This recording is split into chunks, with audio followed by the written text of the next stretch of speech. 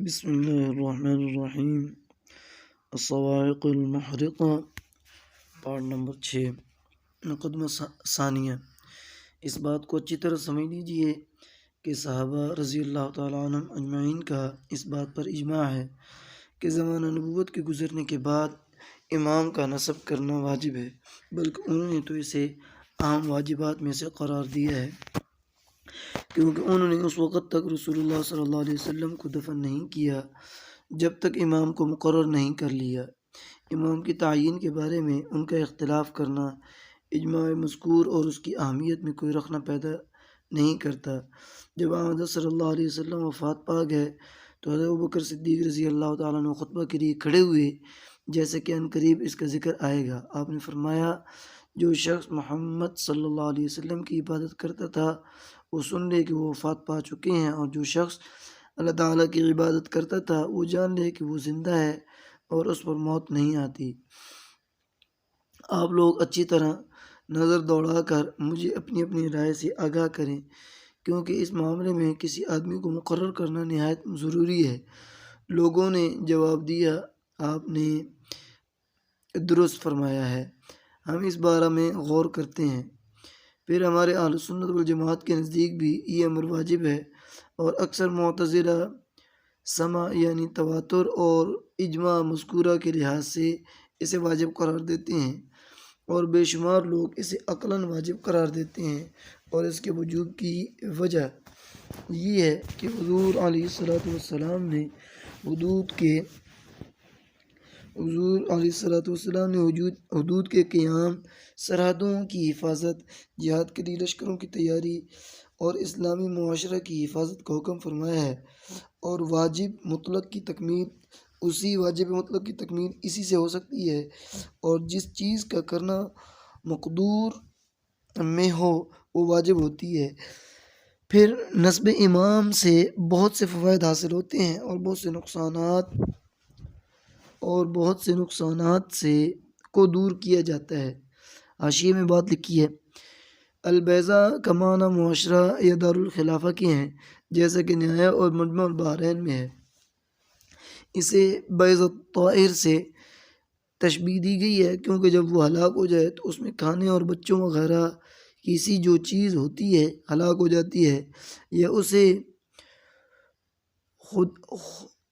یا اسے خوضہ سے لیا گیا ہے، جس کے معنی بیضۃ الحدید یعنی خود کے ہیں، خدا سے لیا گیا ہے جس کے معنی خود کے ہیں۔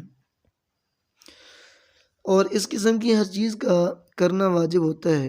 شرع مقاصد کے بیان کے مطابق امامت صغریٰ کا قیام امام کی موت کے ساتھ ضروریات، مشاہدات اور فتنہ و فساد کے ظہور، لوگوں کے معاملات کی خرابی کی وجہ سے ضروری ہو جاتا ہے، خواہ اس سے کما حقوق اصلاح اور معاملات کی درستگی نہ بھی ہو، مگر امامت کبریٰ کا قیام ہمارے نزدیک اجماع سے ثابت ہے، اور جو لوگ عقلاً اس کے وجوب کے قائل ہیں وہ بھی اس کی ضرورت کو تسلیم کرتے ہیں، جیسے کہ معتزلہ میں سے ابو الحسین، جاہز، خیاط اور کعبی۔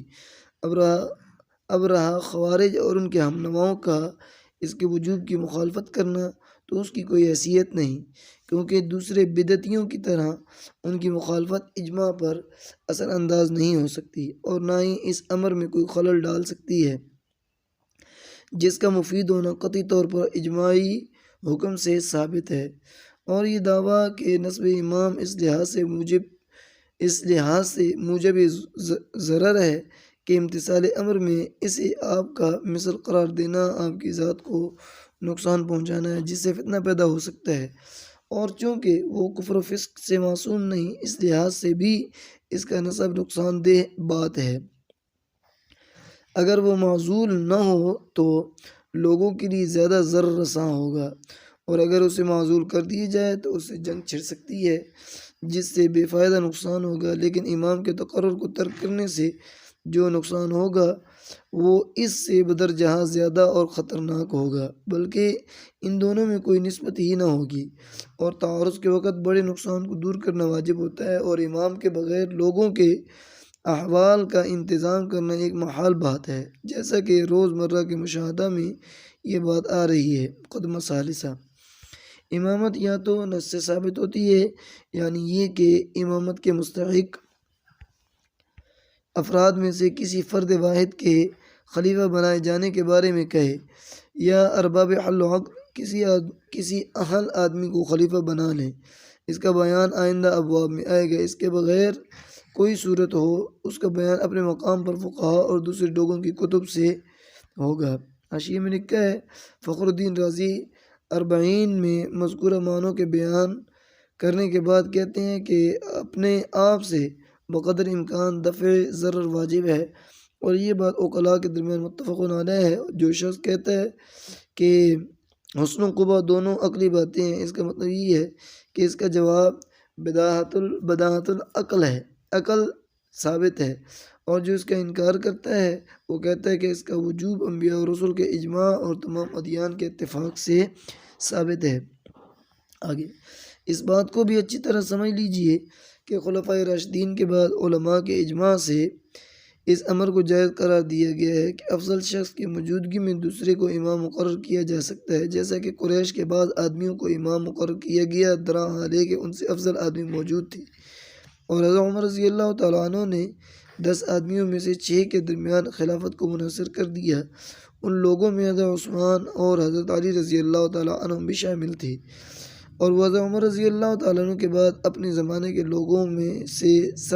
لوگوں سے افضل تھے۔ اگر افضل آدمی کو متعین کرنا ہوتا تو حضرت عمر رضی اللہ تعالیٰ عنہ عثمان رضی اللہ تعالیٰ عنہ کا تعین کر دیتے۔ آپ کا انہیں مقرر نہ کرنا اس بات پر دال ہے کہ وہ حضرت عثمان رضی اللہ تعالیٰ عنہ اور حضرت علی رضی اللہ تعالیٰ عنہ کی موجودگی میں کسی دوسرے آدمی کو امام مقرر کرنا جائز سمجھتے تھے۔ اس کا مطلب یہ ہے کہ بعض دفعہ غیر افضل دینی مسائل کے قیام، تدبیر ملک، انتظام رعیت اور فتنوں کے فروغ کرنے میں افضل آدمی سے زیادہ قدرت رکھنے والا ہوتا ہے۔ حاشیہ امام رازی رحمہ اللہ نے کہا ہے، جس کا ملخص یہ ہے کہ ابوبکر صدیق رضی اللہ تعالیٰ عنہ کی امامت بیعت سے منعقد ہوئی، اور آپ کی امامت اس لحاظ سے صحیح اور درست ہے۔ بیعت حصول امامت کا ایک طریق ہے، مگر اس نے حاشیہ اس کے قائل نہیں۔ دوسرا نمبر حاشیہ باقلانی نے التمہید میں لکھا ہے کہ امام کا تقرر تو صرف دشمن کو دور کرنے، معاشرے کی حفاظت کرنے، فسادات کو روکنے، حدود کے قیام اور حقوق کی ادائیگی کے لیے ہوتا ہے، اور جب افضل کی امامت کے قیام سے فتنہ و فساد، عدم اطاعت اور جنگ کا اندیشہ ہو تو فاضل کو چھوڑ کر مفضول کو امام بنانے کے لیے یہی ایک واضح عذر کافی ہے۔ پھر انہوں نے بیان کیا ہے کہ اس کا معصوم اور عالم بالغیب ہونا ضروری نہیں، اور حدیث کا ظاہری مفہوم اس کے قریشی ہونے کا متقاضی نہیں، اور نہ ہی عقل اس کو واجب قرار دیتی ہے۔ وہ اس حدیث کی طرف اشارہ کر رہے ہیں جسے احمد، ابو یعلیٰ اور عباس نے بیان کیا ہے کہ الائمۃ فی قریش، وہ حکم میں عدل سے کام لینے والے، وعدے کو پورا کرنے والے، رحم طلب کرنے والے تھے، ان پر رحم کیا جائے گا۔ امام کے متعلق ہاشمی اور معصوم ہونے اور اس کے ساتھ ہر معجزہ ظاہر ہونے کی شرط لگانا تاکہ اس کی صداقت معلوم ہو سکے، یہ سب شیعہ کی خرافات اور جہالات ہیں۔ اس بات کا بیان اور وضاحت حضرت ابوبکر صدیق، حضرت عمر، عثمان رضی اللہ تعالیٰ عنہ کی خلافت کی ہے حقیقت کے سلسلے میں آئے گا، حالانکہ ان میں ایسی کوئی بات موجود نہ تھی۔ ان کی جاہلانہ باتوں میں سے ایک یہ بھی ہے کہ غیر معصوم ظالم ہوتا ہے، اور اس کی تائید میں باری تعالیٰ کا یہ قول پیش کیا ہے، لا ینال عہد الظالمین، حالانکہ اس کا یہ مفہوم نہیں۔ لغت میں ظالم اس شخص کو کہتے ہیں جو کسی چیز کو بے مال اور بے موقع استعمال کرے، اور شرعاً نافرمان کو کہتے ہیں، اور غیر معصوم محفوظ بھی ہو سکتا ہے، اس سے کوئی گناہ صادر نہیں ہوتا، یا اگر اس سے گناہ کا صدور ہوتا ہے تو وہ اس سے توبہ نصوح کر لیتا ہے۔ بس آیت کے مفہوم میں ایسا شخص نہیں آتا۔ یہ آیت تو نافرمانوں کے متعلق ہے، کیونکہ آیت میں ایک عہد کا ذکر ہے، جیسے اس سے امامت مراد لی جا سکتی ہے، ویسے ہی نبوت اور ویسے ہی نبوت اور امامت فی الدین بھی لی جا سکتی ہے۔ اسی قسم کے دیگر مراتب کمال بھی مراد لیے جا سکتے ہیں۔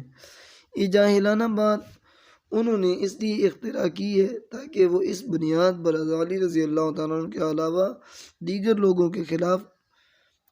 لوگوں کی خلافت کا بطلان ثابت کر سکیں۔ عنقریب وہ بیان آئے گا جس سے ان کی تردید ہوگی اور ان کی جہالت، ضلالت اور عناد واضح ہو جائے گا۔ ہم فتنوں اور مصائب و تکالیف سے اللہ تعالیٰ کی پناہ چاہتے ہیں۔ پہلا باب، خلافت صدیق کی کیفیت کا بیان، دلائل عقلیہ اور نقلیہ سے اس کی حقیقت پر استدلال اور اس کے ذیل میں آنے والے امور کا تذکرہ۔ اس باب میں 5 فصلیں ہیں۔ نمبر 1، 5 فصلیں ہیں۔ خلافت صدیقی کی کیفیت کا بیان۔ بخاری اور مسلم نے اپنی صحیح میں روایت کی ہے اور یہ دونوں کتابیں اجماع امت سے قرآن کریم کے بعد اصح الکتب ہیں کہ حضرت عمر رضی اللہ تعالیٰ عنہ نے حج سے واپسی کے موقع پر خطبہ دیتے ہوئے لوگوں سے فرمایا کہ مجھے اطلاع پہنچی ہے کہ آپ لوگوں میں سے فلاں آدمی یہ کہتا ہے کہ اگر عمر رضی اللہ تعالیٰ عنہ مر گیا تو میں فلاں شخص کی بیعت کروں گا۔ کسی انسان کو یہ بات دھوکے میں نہ ڈالے کہ حضرت ابوبکر صدیق رضی اللہ تعالیٰ عنہ کی بیعت اچانک ہو گئی تھی۔ وہ اسی صورت میں ہوئی تھی مگر اللہ تعالیٰ نے اس کے شر سے بچا لیا اور آج تم میں کوئی ایسا شخص موجود نہیں جس کے سامنے ابوبکر رضی اللہ تعالیٰ عنہ کی طرح گردنیں جھک جائیں۔ جب حضرت صلی اللہ علیہ وسلم نے وفات پائی تو وہ ہم میں سے بہترین آدمی تھا۔ حضرت علی اور حضرت زبیر رضی اللہ تعالیٰ عنہما اور ان کے ساتھی فاطمہ رضی اللہ تعالیٰ عنہ کے گھر میں بیٹھ رہے اور سب انصار ثقیفہ بنی ساعدہ میں ہم سے الگ ہو کر بیٹھ رہے اور مہاجرین حضرت ابوبکر صدیق رضی اللہ تعالیٰ عنہ کے پاس اکٹھے ہو گئے۔ میں نے حضرت ابوبکر صدیق رضی اللہ تعالیٰ عنہ سے کہا ہمارے ساتھ انصار بھائیوں کے پاس چلیے۔ ہم ان کے پاس گئے تو 2 نیک آدمی ہمیں ملے اور انہوں نے ہمیں قوم کے کردار کے متعلق بتایا اور کہا کہ اے گروہ مہاجرین کہاں جانے کا ارادہ ہے؟ ہم نے جواب دیا کہ ہم اپنے انصار بھائیوں سے ملنے جا رہے ہیں۔ انہوں نے کہا ہاں وہاں نہ جائیے اور اپنا معاملہ طے کر لیجیے۔ میں نے کہا قسم بخدا ہم ضرور ان کے پاس جائیں گے۔ چنانچہ ہم ثقیفہ بنی ساعدہ میں ان کے پاس گئے اور وہ اجتماع کیے بیٹھے تھے۔ ان کے درمیان ایک کمبل پوش آدمی تھا۔ میں نے پوچھا یہ کون شخص ہے؟ انہوں نے کہا سعد بن عبادہ۔ میں نے کہا اسے کیا تکلیف ہے؟ انہوں نے کہا اسے درد ہے۔ جب ہم بیٹھ گئے تو ان کے خطیب نے کھڑے ہو کر اللہ تعالیٰ کی حمد و ثنا کے بعد کہا کہ ہم اللہ تعالیٰ کے دین کے انصار اور اسلام کی فوج ہیں اور اے گروہ مہاجرین آپ بھی ہمارا ہی ایک قبیلہ ہیں مگر آپ لوگوں میں ہم پر غلبہ حاصل کرنے کا خیال سما گیا ہے۔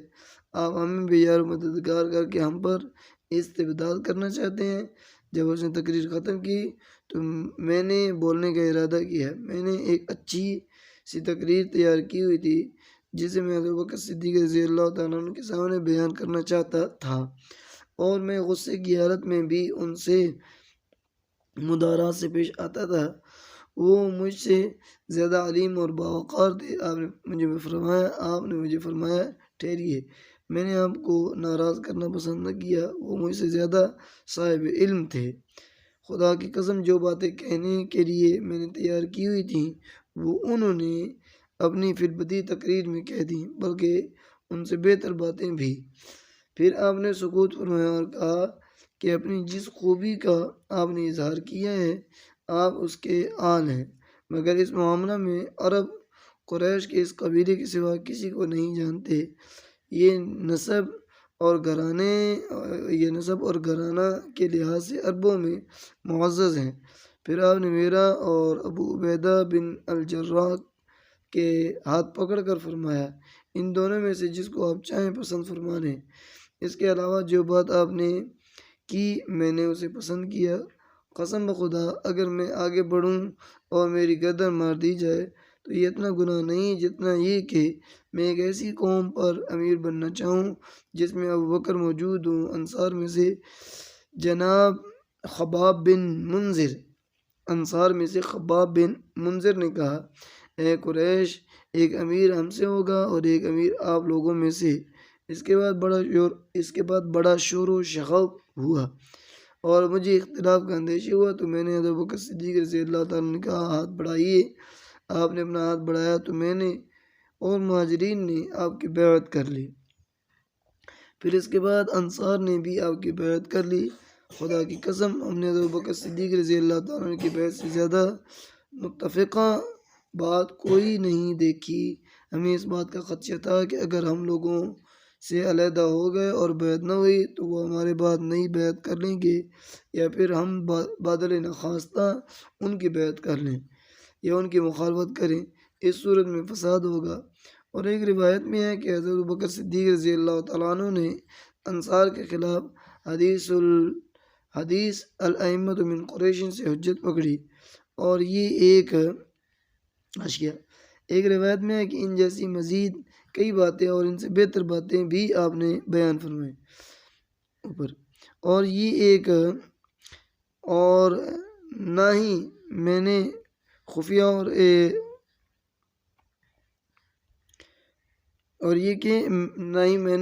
اور اعلانیہ اللہ تعالیٰ سے کبھی اس کے متعلق سوال کیا، لیکن فتنہ سے ڈر گیا اور مجھے امارت میں کیا راحت ہے۔ میں نے ایک عظیم امر کا بار اٹھایا ہے جسے میں خدا تعالیٰ کی امداد کے بغیر اٹھا نہیں سکتا۔ حضرت علی رضی اللہ تعالیٰ عنہ اور حضرت زبیر رضی اللہ تعالیٰ عنہ نے کہا، ہمیں صرف یہ غصہ تھا کہ ہمیں مشورہ میں پیچھے رکھا گیا ہے، لیکن ہم حضرت ابوبکر صدیق رضی اللہ تعالیٰ عنہ کو سب سے زیادہ خلافت کا حقدار سمجھتے ہیں۔ وہ آپ کے یار غار ہیں، ہم آپ کے شرف و منزلت سے واقف ہیں، اور حضور علیہ الصلوۃ والسلام نے اپنے حین حیات ہی آپ کو لوگوں کو نماز پڑھانے کا حکم دیا تھا۔ اور ابن سعد نے ابراہیم التیمی سے روایت کی ہے کہ حضرت عمر رضی اللہ تعالیٰ عنہ پہلے حضرت ابو عبیدہ کے پاس بیعت کے لیے آئے اور کہا کہ رسول اللہ صلی اللہ علیہ وسلم نے آپ کو اس امت کا امین قرار دیا ہے۔ انہوں نے کہا کہ جب سے میں نے اسلام قبول کیا ہے آپ کے منہ سے میں نے اتنی کمزور بات نہیں سنی، کیا تم صدیق اور ثانی اثنین کی موجودگی میں میری بیعت کرو گے؟ اسی طرح ابن سعد نے ایک یہ روایت بھی بیان کی ہے کہ حضرت ابوبکر صدیق رضی اللہ تعالیٰ عنہ نے حضرت عمر رضی اللہ تعالیٰ عنہ سے کہا، ہاتھ بڑھائیے، میں آپ کی بیعت کرنا چاہتا ہوں، تو انہوں نے جواب دیا، آپ مجھ سے افضل ہیں۔ حضرت ابوبکر صدیق رضی اللہ تعالیٰ نے جواب دیا، آپ مجھ سے طاقتور ہیں۔ پھر اس بات کو دوبارہ دہرایا تو حضرت عمر رضی اللہ تعالیٰ نے کہا، میری قوت آپ کی فضیلت کی معین و مددگار ہے۔ پھر آپ نے حضرت ابوبکر صدیق رضی اللہ تعالیٰ عنہ کی بیعت کر لی۔ احمد نے روایت کی ہے کہ حضرت ابوبکر صدیق رضی اللہ تعالیٰ عنہ نے جب ثقیفہ کے روز تقریر کی تو انصار کے متعلق اللہ تعالیٰ اور اس کے رسول نے جو کچھ ذکر کیا ہے سب بیان کیا، اور فرمایا، آپ لوگوں کو علم ہے کہ رسول اللہ صلی اللہ علیہ وسلم نے فرمایا، لو سلک الناس وادیا وسلکت الانصار وادیا لسلکت وادی الانصار، کہ اگر لوگ ایک وادی میں چلیں اور انصار دوسری وادی میں تو میں انصار والی وادی میں چلوں گا۔ پھر آپ نے سعد کو فرمایا، آپ کو معلوم ہے کہ آپ بیٹھے ہوئے تھے اور حضور علیہ الصلوۃ والسلام نے فرمایا تھا کہ قریش اس امر خلافت کے والی ہیں، نیک لوگ نیک آدمی کے اور برے لوگ برے آدمی کے پیروکار ہوتے ہیں۔ تو حضرت سعد نے رضی اللہ تعالیٰ عنہ نے جواب دیا، آپ نے درست فرمایا، ہم لوگ وزیر ہیں اور آپ لوگ امیر ہیں۔ اور ابن عبد البر نے یہ جو روایت کی ہے کہ حضرت سعد رضی اللہ تعالیٰ عنہ نے مرتے دم تک حضرت ابوبکر صدیق رضی اللہ تعالیٰ عنہ کی بیعت سے انکار کیا تھا، وہ ضعیف ہے۔ احمد نے حضرت ابوبکر صدیق رضی اللہ تعالیٰ عنہ سے روایت کی ہے کہ حضرت سعد رضی اللہ تعالیٰ عنہ نے آپ کی بیعت سے فتنہ کے خوف سے عذر کیا تھا، جس کے بعد ارتداد ہوگا۔ ابن اسحاق اور دوسرے لوگوں کی روایت ہے کہ ایک آدمی نے آپ سے سوال کیا کہ آپ کو کس بات نے اس بات پر آمادہ کیا کہ آپ لوگوں کے والی بن جائیں، جبکہ آپ نے مجھے 2 آدمیوں پر امیر بننے سے بھی منع کیا تھا۔ تو آپ نے جواب دیا مجھے حضرت نبی کریم صلی اللہ علیہ وسلم کی امت میں تفرقے کا اندیشہ پیدا ہو گیا تھا۔ احمد نے روایت کی ہے کہ آپ نے 1 ماہ کے بعد لوگوں میں منادی کروائی کہ نماز جمعہ ہونے والی ہے، اور یہ پہلی نماز تھی جس کے لیے منادی کروائی گئی۔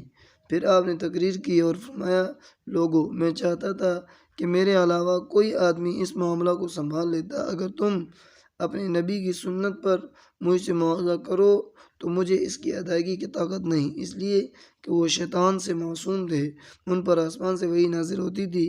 اور ابن سعد کی ایک روایت میں ہے کہ مجھے بادل نخواستہ یہ کام سپرد کر دیا گیا ہے۔ قسم بخدا میں چاہتا تھا کہ کوئی دوسرا آدمی اسے سنبھال لیتا، لیکن اگر تم مجھے رسول اللہ صلی اللہ علیہ وسلم جیسے کام کرنے کا مکلف کرو تو یہ مجھ سے نہ ہو سکے گا، کیونکہ حضور علیہ السلام کو اللہ تعالیٰ وہی سے سرفراز فرماتا تھا، نیز اس نے آپ کو معصوم قرار دیا تھا۔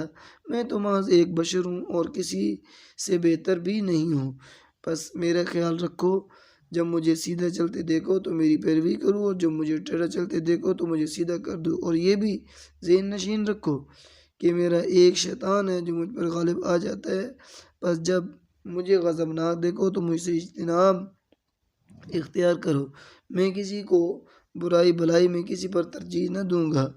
اور ابن سعد اور خطیب کی ایک دوسری روایت میں ہے کہ مجھے آپ لوگوں کا یہ کام سپرد کر دیا گیا ہے، مگر میں آپ لوگوں سے بہتر نہیں ہوں، لیکن اللہ تعالیٰ نے قرآن پاک نازل کیا ہے اور حضور صلی اللہ علیہ وسلم نے سنت کے طریق بتائے۔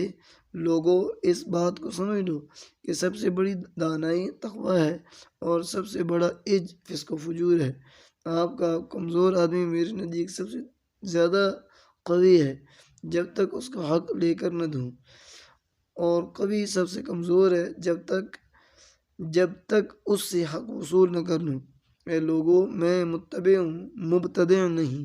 اگر کوئی اچھا کام کروں تو میری مدد کرنا، اور جب میں جھگڑوں تو مجھے سیدھا کر دینا۔ مالک کہتے ہیں کہ کوئی شخص اس شرط کے بغیر امام نہ بن سکے گا۔ حاکم نے روایت کی ہے کہ جب ابو قحافہ نے اپنے بیٹے کی ولایت کی خبر سنی تو کہا، کیا بنو عبد مناف اور بنو مغیرہ اس پر رضامند ہو گئے ہیں؟ لوگوں نے کہا ہاں۔ تو کہنے لگے، جسے تو بلند کرے اسے کوئی گرا نہیں سکتا، اور جسے تو گرائے اسے کوئی اٹھا نہیں سکتا۔ اور واقعی نے کئی طریق سے بیان کیا ہے کہ آپ کی بیعت حضور علیہ السلام کی وفات کے روز کی گئی۔ اور طبرانی نے ابن عمر رضی اللہ عنہ سے روایت کی ہے کہ آپ منبر پر اس جگہ کبھی نہ بیٹھے جہاں رسول اللہ صلی اللہ علیہ وسلم جلوس